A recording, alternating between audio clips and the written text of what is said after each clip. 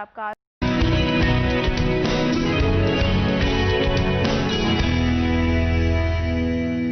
Experiences किस तरह से हमारे साथ शेयर करेंगे। सबसे पहले हम वेलकम करेंगे, मेरे साथ मौजूद है मिस्टर राव जमील अफसर साहब और एचआर एक्सपर्ट हैं, ट्रेनर भी है, करियर काउंसलर भी हैं। आपको बहुत बहुत वेलकम करेंगे अपने शो में। Thank you very much. साथ ही इंडस्ट्री की वाइस प्रेसिडेंट भी हैं। जी बिल्कुल, और बिजनेस के साथ भी ताल्लुक है। एग्जैक्ट। अब एचआर को और बिजनेस को हमने देखना है कि वो लोगों को क्या आज बताना चाहता है। सबसे पहले राव साहब आपसे पूछना चाहूंगी, जैसे मैंने कहा कि हमें बहुत कुछ पता है, हम आज बहुत आगे निकल गए हैं, लेकिन फिर भी कुछ चीजें ऐसी हैं जिनके बारे में हमें नहीं पता होता। ह्यूमन रिसोर्स डिपार्टमेंट बहुत बड़ा डिपार्टमेंट है, लेकिन पिछले काफी कुछ अरसे में हमने इसकी इंपॉर्टेंस को बड़ी देर से एक्नॉलेज किया, हमने इसकी इंपॉर्टेंस को बड़ी देर से माना। अब आके हम देखते हैं कि हर इदारे में ह्यूमन रिसोर्स डिपार्टमेंट काम कर रहा है और बड़ा स्ट्रांग है, बड़ी स्ट्रेंथ रखता है। इसका मकसद क्या होता है इस डिपार्टमेंट का, इसका मेन फंक्शन क्या है, और क्या समझते हैं कि अगर हम इसे पहले एक्नॉलेज कर चुके होते तो आज हम काफी हद तक काफी चीजों में बहुत बेहतर होते। बिस्मिल्लाहिर्रहमानिर्रहीम। सबसे पहले I am thankful to city 41, आपने हमें यहाँ बुलाया, दावत दी। जहाँ तक बात एचआर की है, एचआर एक बहुत अहम डिपार्टमेंट है किसी भी इदारे का। पाकिस्तान की जो आबादी है वो मोर देन 22 करोड़ है, और हमारी बदकिस्मती ये है पाकिस्तान में कि पाकिस्तान के अंदर आबादी ज़्यादा है, लोग ज़्यादा हैं, उस लिहाज से उनका रोज़गार, उनकी जो ग्रूमिंग है, डेवलपमेंट है, वो कहाँ कहाँ जॉब करें, कहाँ जॉब ना करें, ये एक बड़ा चैलेंज है। लेकिन एचआर डिपार्टमेंट किसी भी इदारे की एक ऐसी आप कह लें कि एक बैकबोन है कि जिसके बगैर कोई भी इदारा नहीं चल सकता। पाकिस्तान में बल्कि दुनिया भर में दो अहम सेक्टर हैं, एक प्राइवेट सेक्टर है और पब्लिक सेक्टर है। प्राइवेट सेक्टर में डिफरेंट सब सेक्टर हम कह सकते हैं, लाइक रिटेल सेक्टर है, मैन्युफैक्चरिंग सेक्टर है, इसके अलावा शुगर सेक्टर है, टेक्सटाइल सेक्टर है, और गवर्नमेंट सेक्टर में हेल्थ सेक्टर है, एजुकेशन सेक्टर है, इसके अलावा और बाकी काफी इदारे हैं। तो तमाम इदारों में एचआर की एक बहुत बड़ी अहमियत है। किसी भी इदारे में एचआर के कुछ फंक्शंस हैं और कुछ रोल्स हैं। सबसे पहले मैं बात करूंगा कि फंक्शंस क्या है एचआर के। जो फंक्शंस एचआर के हैं, सबसे पहले फंक्शन एचआर का है कि HR right man at right time with right skills hire करता है, यानी hiring, recruitment, selection first function है। उसके बाद हायरिंग करने के बाद ट्रेनिंग एक बहुत अहम कंपोनेंट है। आप ट्रेन करते हैं अपने उन एम्प्लॉइज को, उन लोगों को जिनको आपने हायर किया है। और तीसरा फिर उनकी परफॉर्मेंस असेस करते हैं। तो हायरिंग, ट्रेनिंग, परफॉर्मेंस मैनेजमेंट, और जब आप काम करवाते हैं तो अल्टीमेटली उनको पे भी करते हैं कॉम्पनसेशन, और कॉम्पनसेशन भी एचआर फंक्शन है। और फिर एक है इंडस्ट्रियल रिलेशनशिप। जो लोग जहां जॉब कर रहे होते हैं उनमें इश्यूज होते हैं, डिसिप्लिनरी इश्यूज होते हैं, वार्निंग्स इशू करते हैं, उनको आप अप्रिशिएट करते हैं। तो ये तमाम एचआर फंक्शंस हैं। और एचआर रोल क्या है? देखिए, रिसर्च ने ये कहा है कि दुनिया भर में मेन एचआर के 4 रोल हैं। एचआर का सबसे पहला रोल है एम्प्लॉय चैंपियनशिप, यानी एचआर पर्सन एम्प्लॉइज की बात करता है, राइट्स की बात करता है। दूसरा चेंज एजेंट, और तीसरा एडमिन एक्सपर्ट, और सबसे अहम रोल जिस तरह आपने बताया तारुफ में कि हम बात करेंगे बिजनेस की, business partner. Business partner, change agent, admin expert, employ champion, these are 4 roles of HR. ठीक है। अच्छा, एक बड़ा इंपॉर्टेंट जो सा वो इनका फंक्शन था ना, जिसको इन्होंने जानबूझ के नहीं बताया, वो फायरिंग भी है। आप लोगों ने फायरिंग भी कर देनी होती है, वो भी देखनी होती है कि आपने हायर तो कर लिया, आपने फायर भी कर देना होता है अगर कोई अपने काम जो है वो ठीक तरह से नहीं कर रहा होता। तो अच्छा, वो एक बड़ा, उस वक्त हमें एचआर डिपार्टमेंट बड़ा जालिम लग रहा होता है जब वो ऐसा करता है। अच्छा, वो हमारे जितने भी, जाहिर है जब भी किसी जो इंडस्ट्री है या कोई भी इदारा है, उसके जब जो उसके ऑनर्स हैं या फिर उसके जो सीईओज हैं, जो उसके हेड्स हैं, जो उसके बॉसेस हैं, वो जब एचआर को कहते हैं कि इस बंदे को आपने फायर करना है, तो अच्छा वो बंदा जो है ना, वो सारे रिस्पॉन्सिबल एचआर को ही कहता है। वो फिर ये नहीं समझता कि कोई और ऊपर मौजूद है। कि बीबीए करने वाले लोग और एमबीए करने वाले लोग, वो जब करिए आप बिजनेस एडमिनिस्ट्रेशन रहे हैं, तो फिर आप फौरन से पहली आपकी प्रेफरेंस नौकरी ढूंढना की होती है, पहली आपकी प्रेफरेंस जो है वो बिजनेस क्यों नहीं होती? क्या कहेंगे राव? देखिए, एक्चुअली इसमें इस तरह से होता है कि पाकिस्तान में लोग बीबीए कर रहे हैं, एमबीए कर रहे हैं, एमफिल्स कर रहे हैं, लेकिन पाकिस्तान में एजुकेशन के साथ साथ उनकी स्किल्स पे काम नहीं किया जा रहा। जी। नौजवान बीबीए की डिग्री ले लेते हैं, एमबीए कर लेते हैं, और उनके जहन में यही होता है कि मैंने सिर्फ नौकरी करनी है। लेकिन मैं समझता हूँ सबसे इंपॉर्टेंट चीज़ ये है कि उन्होंने दुनिया में, पूरे पाकिस्तान में, पूरी वर्ल्ड में, अपने मुआशरे में, अपने कॉलेज में, यूनिवर्सिटी में, अपने घर में, अपनी फैमिली में किस तरह चेंज लेके आनी है। और नौजवानों को ये चाहिए कि नौजवान बीबीए, एमबीए या कोई भी डिग्री लेने के साथ साथ वो ये सोचें कि हमें अपने आप को, अपनी फैमिली को, अपने मुल्क को कैसे चेंज करना है। और तालीम तो हासिल करनी है, अल्टीमेटली तालीम के साथ साथ हमें नौकरी भी करनी है और जॉब भी करनी है, या फिर हमें बिजनेस भी करना है। तो बिजनेस का भी एक प्लान होना चाहिए कि जब आप एजुकेशन हासिल कर लेते हैं तो बिजनेस भी करें। लेकिन प्रॉब्लम ये है कि पाकिस्तान के अंदर बिजनेस करने से पहले नौजवानों के पास क्या एक्सपीरियंस है।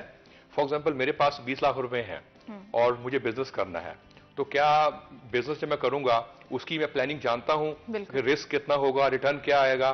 तो कोई भी कैंडिडेट, कोई भी नौजवान जब बिजनेस करना चाहे तो सबसे पहले उसकी वर्किंग करे और इस नीयत से करे कि अगर मैं बिजनेस करूंगा तो कोई बात नहीं, रिस्क है, नुकसान हो सकता है, लेकिन फ्यूचर में फायदा भी होगा। अच्छा, जो बात ब्रेनस्टॉर्मिंग इस तरह की हो ही नहीं रही है कि वो बिजनेस को तरजीह दें। बिल्कुल सही कह रही हैं राव साहब। इंटर्नशिप प्रोग्राम्स जो है वो अब हर इदारों में हो रहा होता है, हर कोई जो है वो, कोई भी आपको मना नहीं कर रहा होता कि नहीं जी हम आपको काम नहीं सिखाएंगे। मेरे ख्याल से तो काम सीखने वालों के अंदर भी तो पोटेंशियल चाहिए ना। आप क्या कहेंगे, जो कितने लोग हैं जो आपसे राब्ता करते हैं कि वो काम सीखना चाहते हैं, वो उनको पता जो है वो उनको इन्फॉर्मेशन चाहिए, वो जो अपनी डिग्री के अंदर पढ़ के आए हैं, जो अपनी किताबों के अंदर पढ़ के आए हैं, उसको प्रैक्टिकली देखना चाहते हैं, या फिर लोग सीधा आते हैं और ये आपसे डिमांड करते हैं कि एक घूमती हुई कुर्सी जो है वो हमें दे दें, एक ऑफिस के अंदर एक घूमने वाली कुर्सी के ऊपर मैंने बैठना है।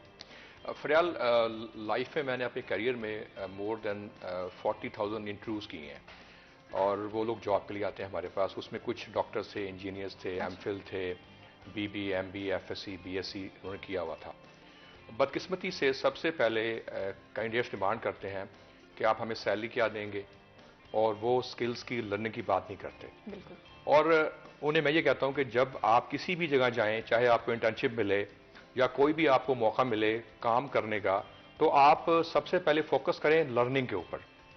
बदकिस्मती से जो हमारी जो एजुकेशन है, जो हमारी यूनिवर्सिटीज़ हैं, वो उस तरह से प्रोडक्ट नहीं तैयार कर रही जिस तरह करनी चाहिए। हमारा एम्फेसिस होता है कि सिर्फ एजुकेशन दें, नॉलेज को बढ़ाएं, लेकिन हमारा फोकस नहीं होता कि हम स्किल्स को बढ़ाएं।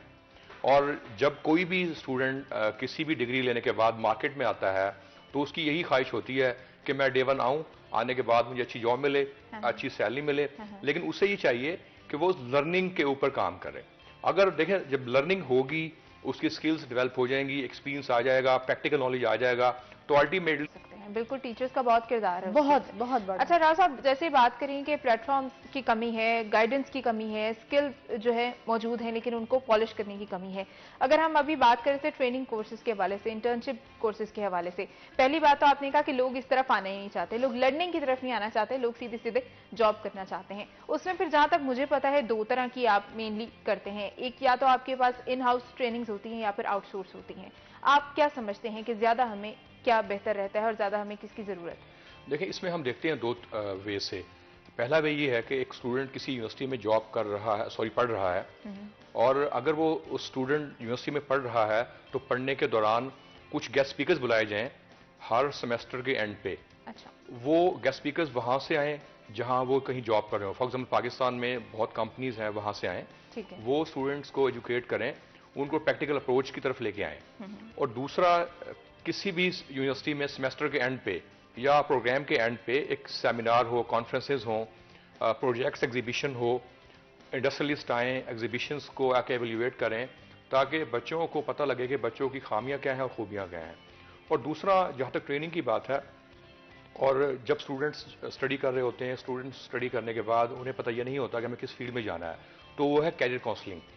यानी जब आप प्रोवेंशली जब आप इसको देख लें, पाकिस्तान में हमारे 4 सूबे हैं, तमाम सूबों के अंदर हम बात करें या पूरे पाकिस्तान में हम बात करें, तो पाकिस्तान के अंदर प्रोफेशनल इंटरवेंशन की बहुत कमी है, यानी प्रोफेशनल अप्रोच की बहुत कमी है।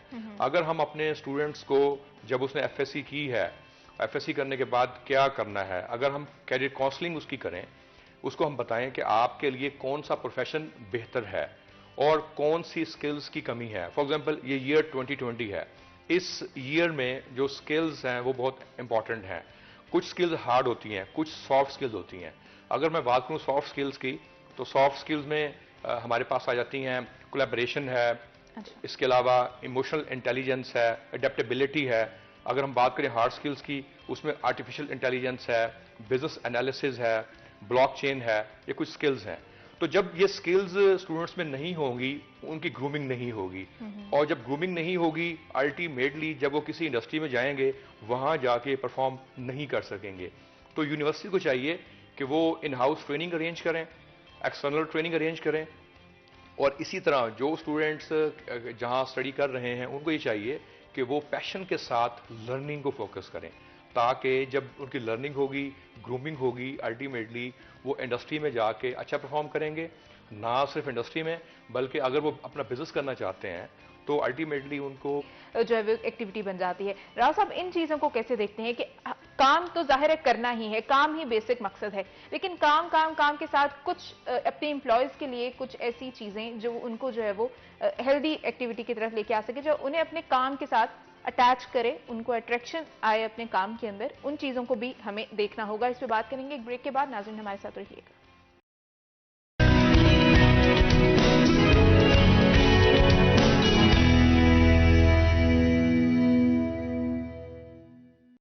अभी मैं बात कर रही थी कि अपने एम्प्लॉयज के लिए किस किस तरह की फैसिलिटेशन प्रोवाइड करना और उनकी हेल्थ को भी लेके चलना और उनकी जो है वो डिफरेंट एक्टिविटीज को भी जो है वो उनके लिए फायदेमंद बनाना, ये भी क्या एचआर का काम है, ये बताइए। जी हाँ, बिल्कुल। देखें, कॉन्सेप्ट है जिसे हम कहते हैं एम्प्लॉय इंगेजमेंट।